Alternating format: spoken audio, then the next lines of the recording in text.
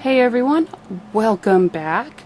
I am getting ready to work on my second project using the July cards, tags, and more kit.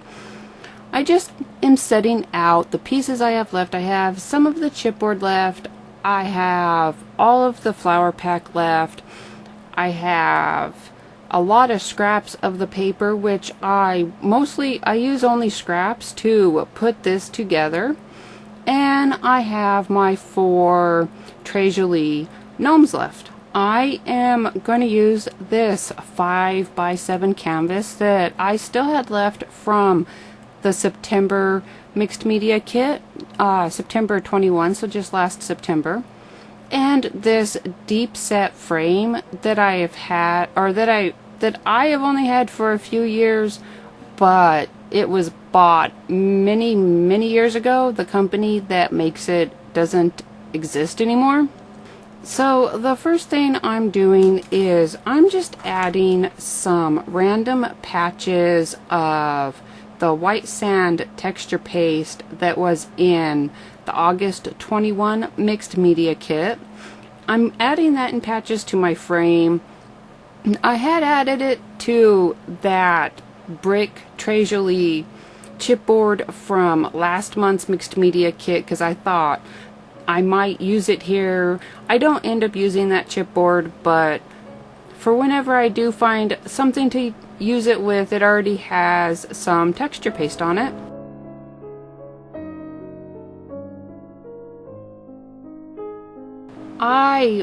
I cut my strips of paper into rather narrow pieces, and I just thought I'd explain real quick what that Sizzix pad was there. Because it's the really thin one, I was able to use it kind of as a feeder to hold my strips of paper in place while I cut off even more narrow strips. So I'm just coming in and I'm using some Liquitex matte medium as my collage medium and just randomly putting down my strips of paper.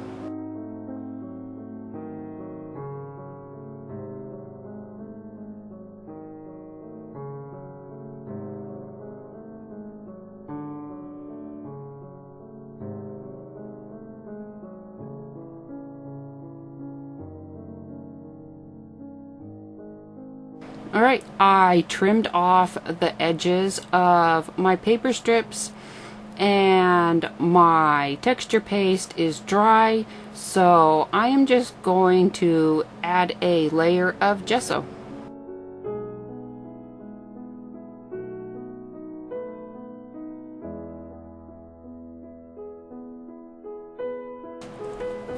Alright, I am just using the patina bronzed copper embossing powder that was in April's mixed media kit. Oh, April 21 mixed media kit, so last April's mixed media kit.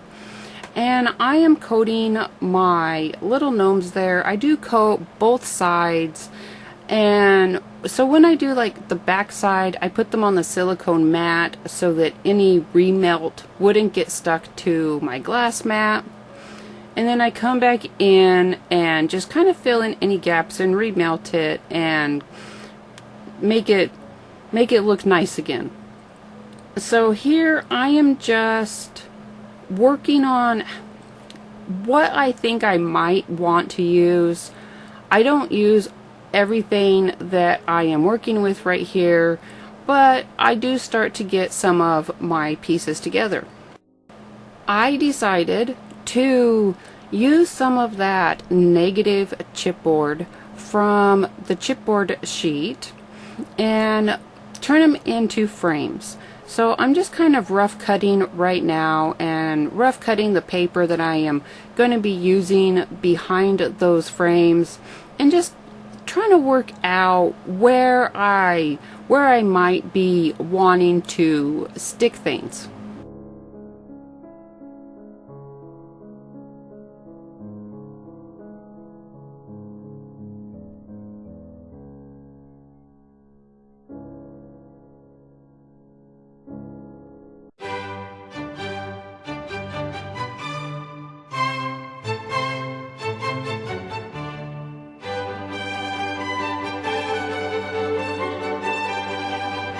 I come in and I trim down those chipboard frames really very close to the yellow outline that's on them. I wasn't too worried about them because I am going to come in and I add the same embossing powder to them that I added to my gnomes. The chipboard pieces that I thought I might want to use on here, I also get prepared by adding some of that embossing powder around their edges.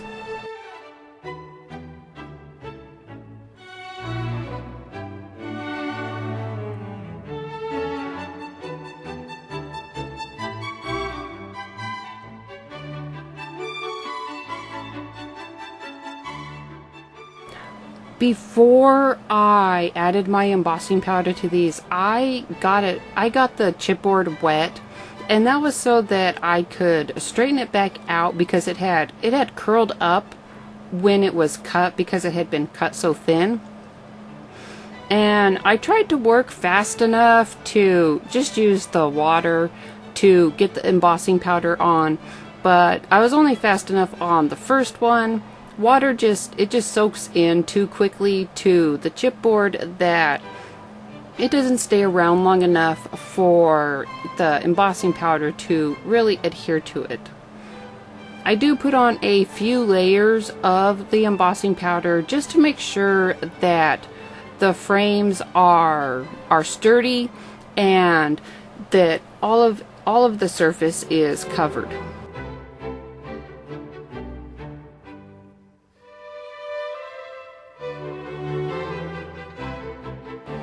My frames are embossed, and I just use some Judykins diamond glaze around the edges and pop them on to the pattern paper that I was going to use, and then I weigh them down just to hold them flat and hold them together while that diamond glaze sets up.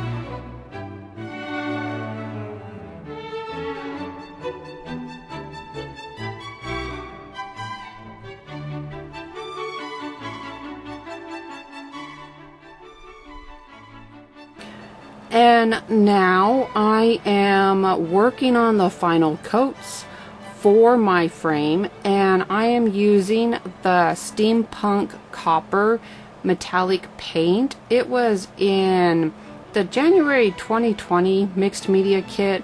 I had to water mine down a little bit. It's almost empty, but it was also getting thick, and I just give a good coating all around my frame with that Steampunk Copper.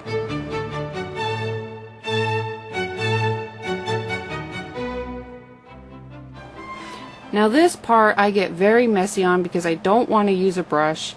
I don't want this on very thick. This is the brass patina effect paste. That was from my stash, and I rubbed it on just with my hands, and it's not on evenly. It's kind of patchy. I trimmed the excess paper off of my framed pieces, and then I reheated them and remelted that embossing powder just so that it would also hold on to the paper.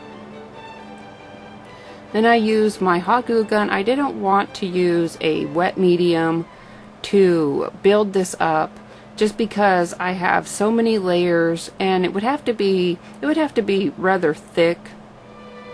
So I just use my hot glue gun and start layering my pieces up.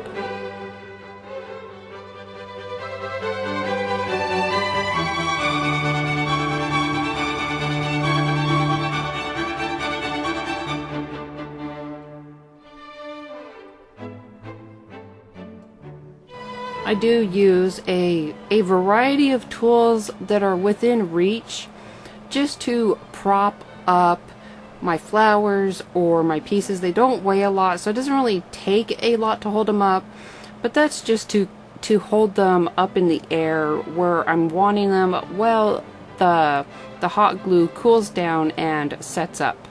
My initial pieces are in place, and I'm just seeing what other pieces I might want to use. And in the end, I just end up adding the rectangle piece to the frame. I don't use either of the other pieces, the round one or the oval. And then I come in and I add in some extra glue just to kind of fill in the gap. And I actually spin it around in the air just so the glue doesn't all fall one direction, so that it makes a pillar. After my glue has cooled off, I take it out and I put some varnish on it. And then after that varnish is set up, I add the matte and the triple thick clear glaze. I didn't want it all matte and I didn't want it all glossy, so that is why I mixed my two sprays.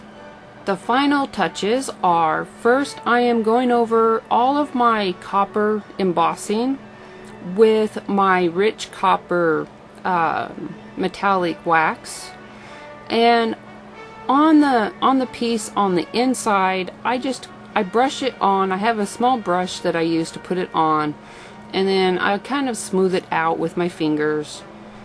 I add that rich copper to my chipboard pieces, and then I come in and use my hands to rub it all over my frame. I don't put it on super thick so it doesn't cover the brass and the copper paint, but it does just kind of deepen it.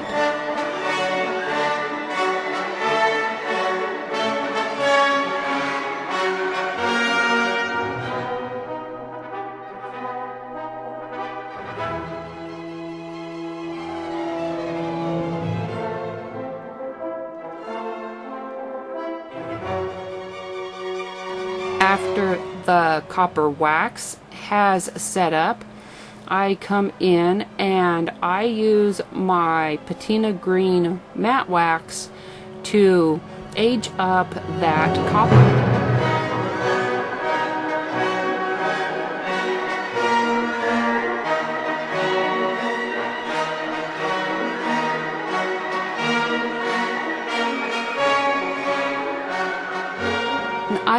I use a brush here at the beginning just so that I can get all the way into the groove, and then the same as I did with the rich copper wax, I end up just using my hand to really get it rubbed on there, and I just focus on the brushes to make sure that it is in where there's any angles.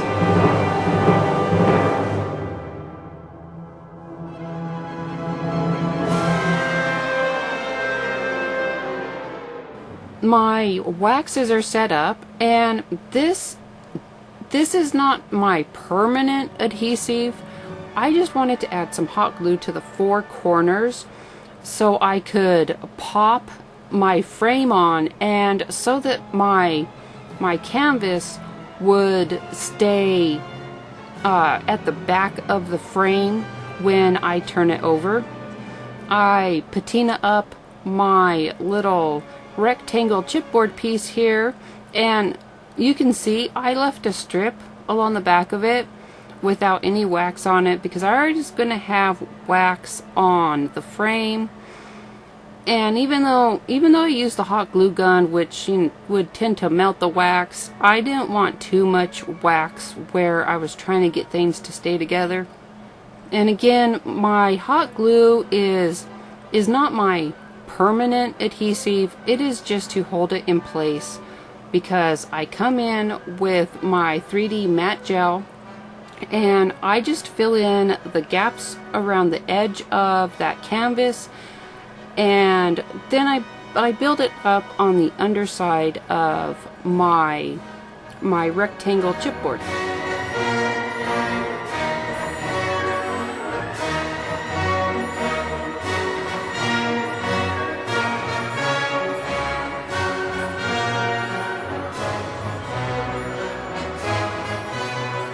My pieces are in place Nothing, my matte gel is not dry, but I do have it on a board underneath just to hold it steady so I can move it around. And I have it on a silicone mat so that I will be able to peel that silicone mat off of the back after that gel has had a chance to set up. And now I waited for the end on this. I wanted to add some extra patina where the two surfaces come together on that frame and on that little chipboard tag. Now, I wasn't originally planning on doing this part at this time, and I had already washed my brushes out, and I didn't want to wash something out again. It was already getting late, so I just grabbed a Q-tip to get into the small areas and spread that wax around.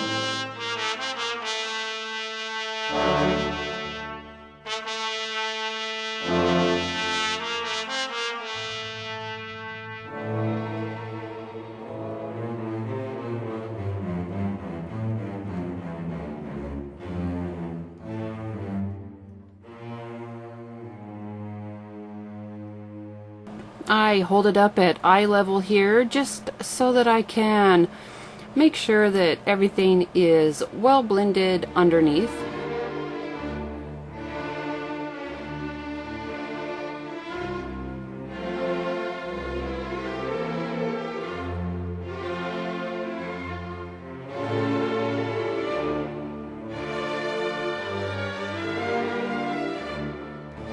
And there you have it.